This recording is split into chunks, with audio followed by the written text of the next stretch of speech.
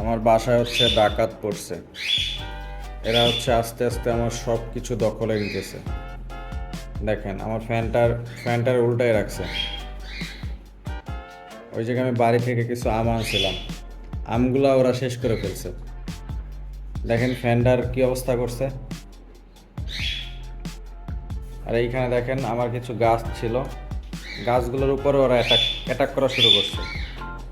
এরা আর কিছুদিন পর আমাকে বাসা থেকে বের করে দিবে, অথচ পুতুলি দেখেন কিছুই বলতেছে না। এই পুতুলি, কিছুই তো বলতেছো না তুমি তোমার গুড়াগাড়ারে। হ্যাঁ, আমার একজন হচ্ছে জামরুল দিছিল খাওয়ার জন্য, বাট এই জামরুল আমি খাইতে পারি নাই। দেখেন এরা কি করতেছে এই জামরুল নিয়ে। এই যে আমার চাবিটাও নিয়ে নিতেছে দেখেন। মানে এই চাবি নিলেই তো আর কি সব কিছুই নেওয়া হয়ে যাবে, তো এই কারণে ওরা চাবির দখলও নিয়ে নিতেছে। বাসার চাবি যার কাছে থাকবে বাসা তার হয়ে যাবে।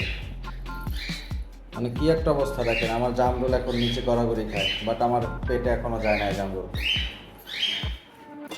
এই যে এরা আমার সামনের রুমে একটা খাট ছিল, খাটটা এরা দখল করছে।